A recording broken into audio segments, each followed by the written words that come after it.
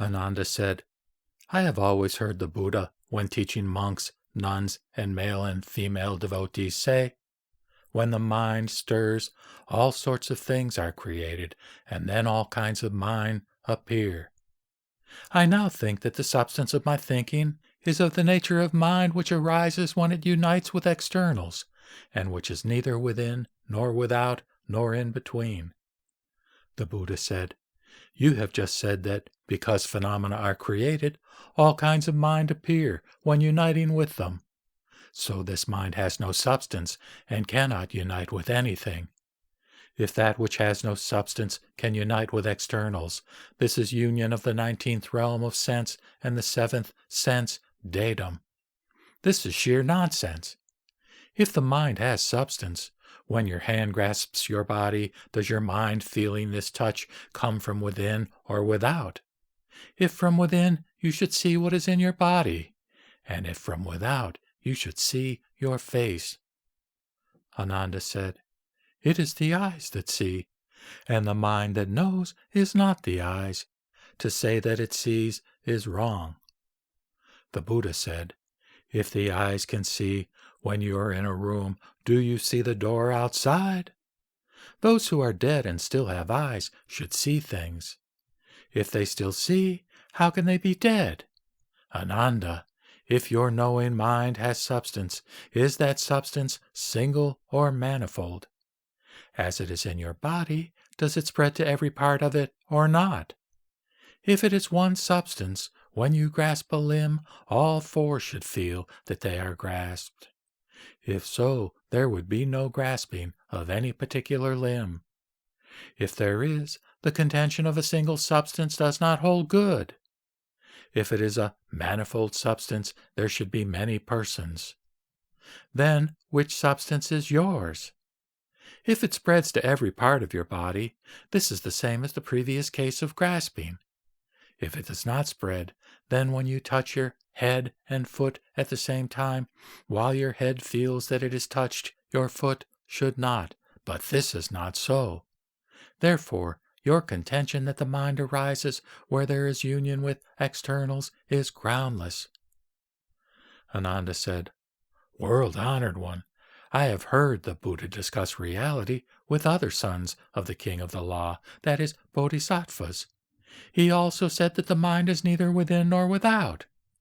I now deduce that if the mind is in the body, it does not see anything within. And if it is outside, they both cease to feel each other. To say that it is within is wrong, for it does not know anything in the body. To say that it is without is also faulty, since body and mind can perceive each other. As they do so, and since nothing is seen in the body, the mind should be between the two, that is, the inside and outside. The Buddha said, If your conception of mind in between is correct, it implies a position for it. Now, according to your inference, where is this intermediate position? Do you mean that it is in or on the body? If it is on the surface of the body, it cannot be in its center, and the conception of a mind in the center is no different from that of a mind in the body, which was refuted earlier. Moreover, is its position manifest or not? If it is not, it does not exist. If it is not fixed. Why? For instance, if a stake is driven into the ground to mark a center, when seen from the east, it is in the west, and when seen from the south, it is in the north. As this stake can only lead to confusion, so is your conception of a mind in between completely chaotic. Ananda said, The intermediate position that I mentioned is not these two. As the world-honored one has said, the eyes and form are causes from which sight perception arises. While the eyes can distinguish, form does not follow anything, and perception lies between them. Hence the mind arises.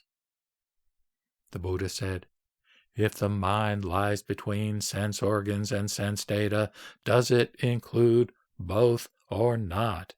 If it does, its substance and what is outside will be mixed up together.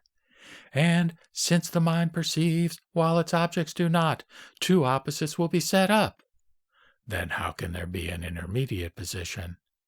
If it is not inclusive, that is, if it is independent of the sense organs and sense data, being neither the knower or subject nor the known or object, it has no substance.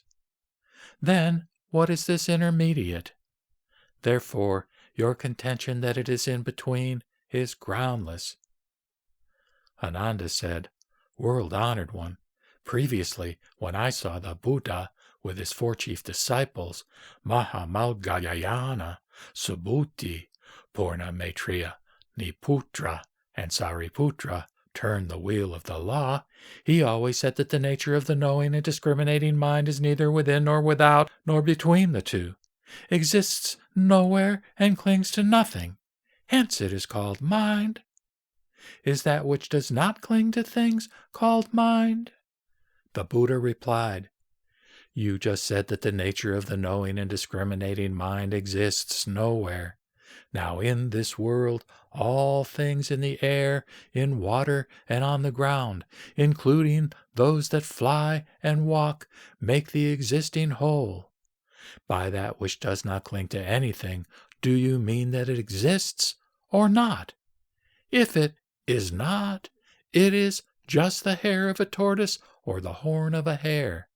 Then how can there be this extra non-clinging? If it is, it cannot be said not to exist. That which is not is simply non-existent, and that which is should have a position. Then how can there be no clinging? Therefore, your contention that which does not cling to anything is the knowing mind is groundless.